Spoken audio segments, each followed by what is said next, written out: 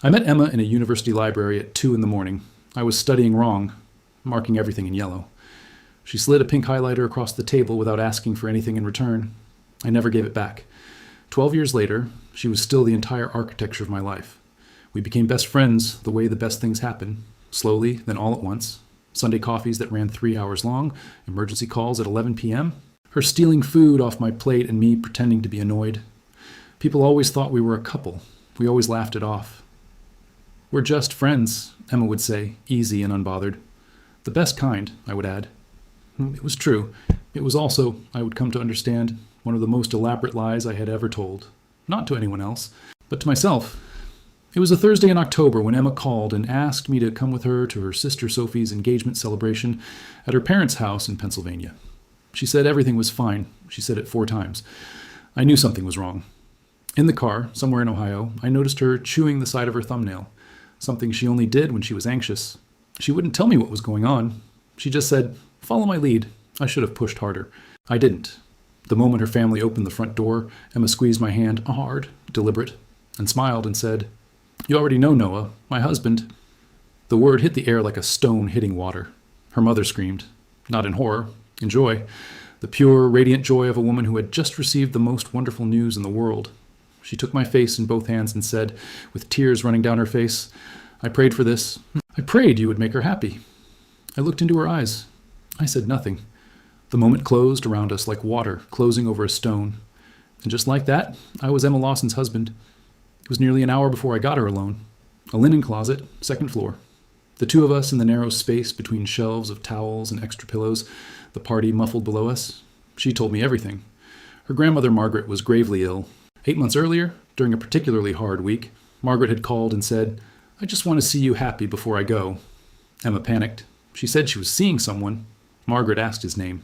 Emma said Noah, because it was the name that always came when she needed something solid. And then it grew and spread through the family, and she kept thinking she'd fix it, and she never did. And then she invited me to walk directly into it. "I know how this sounds," she said. "It sounds like you built a very large problem," I said, and then invited me to walk directly into it.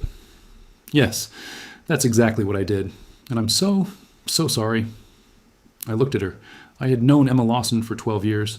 I had seen her make bad decisions and own them every single time, with the full weight of her eyes and without reservation. It was one of the things I stopped that thought where it was. "Take me to meet your grandmother," I said. Margaret Lawson was 81 years old and sitting in a wingback chair by the window with the bearing of a woman who had spent her whole life deciding exactly how much space she would accept in the world. She had Emma's eyes, dark, direct, perpetually assessing. When she saw us, she smiled. I understood immediately why Emma had done what she'd done. There was something in Margaret's face when she looked at us, at me holding Emma's hand, at Emma close to my shoulder, that was so whole and so unguarded it felt almost wrong to witness. She was so happy. We talked with her for almost an hour. At one point, she asked how I had proposed. I looked at Emma for half a second. Emma squeezed my hand. I said, "Badly. I said the wrong thing first, but then I said the right thing, and she was kind enough to focus on that." Margaret laughed.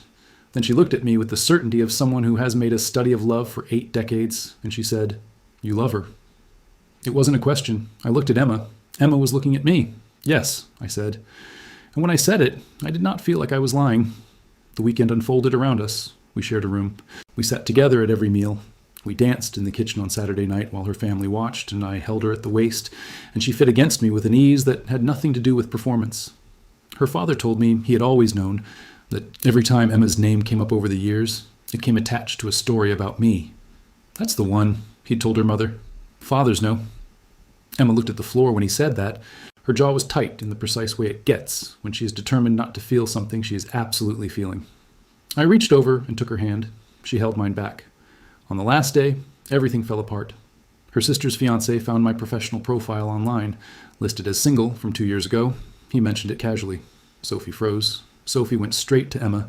Emma gathered the whole family and told the truth. All of it. She stood in the center of the living room and told them about Margaret's illness, about the phone call, about the panic, about the lie that had grown into something she couldn't contain. No excuses, no deflection, just the full weight of what she had done. Her mother cried. Her father went quiet with the tired sadness that is somehow worse than anger. Margaret asked to speak with Emma alone for 20 minutes. When Emma came back out, her eyes were red, but her voice was steady. She knew, Emma said when she was close enough. She suspected from the moment we arrived. She said real couples don't hold hands that carefully. When it's real, there's no thought in it. You just hold. A small, broken laugh. But she also said she saw something real this weekend. Something we weren't pretending.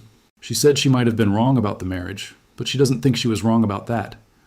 Her father looked at us both before he walked away and said, "Think about what you're going to do with that information." I drove home alone. 5.5 hours. The radio off. Just the highway in the dark and my own thoughts pulling me back to the same place, over and over. I had been in love with Emma Lawson for an embarrassingly long time.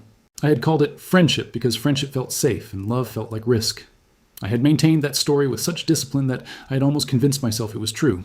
Almost. 6 days of silence. Several texts typed and deleted.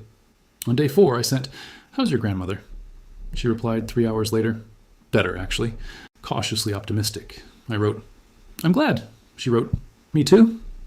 And then nothing. On Thursday morning, without calling anyone, I got in the car at 7 a.m. with a gas station coffee and drove back. 5.5 hours to understand one thing. I had been so convinced that what we had was too important to risk that I had simply decided not to feel what I felt. And I had kept that decision for years. But here's the truth about that kind of decision. You can refuse to name something for as long as you want. The thing itself doesn't care. It just keeps growing in the dark until one weekend in Pennsylvania forces the lights on. She was in the kitchen when I walked in. Jeans, blue sweater, hair pulled back, a cup of coffee she wasn't drinking. She looked at me for a long moment. "You drove here," she said. "Yes." "Without calling?"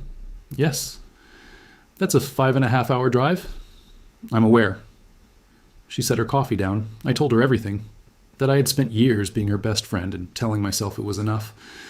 That pretending to be her husband had been the least amount of pretending I had ever done. That it fit, in the way things fit when they're actually supposed to. That I didn't know how to drive 5.5 hours with that knowledge, and then not say it out loud.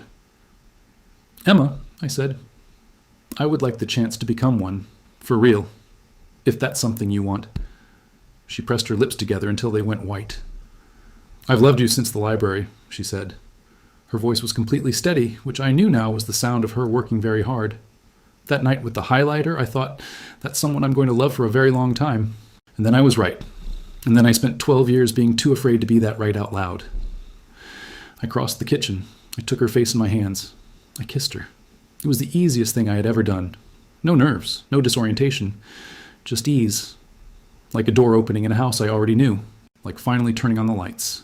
She kissed me back with one hand in my jacket and the other pressed flat against my chest, directly over my heart, like she was checking that it was real. 7 months later, I proposed on a rooftop in Chicago on a Sunday morning in May. Coffee, the skyline, the lake at the edges of things. She said, "Oh God, Noah," in the voice she uses when something surprises her, and then she said yes before I finished the question. We called Margaret last. She picked up and I said, "We're engaged. Actually, this time." And she said in her clear, warm, 81-year-old voice, "I know, I've been waiting."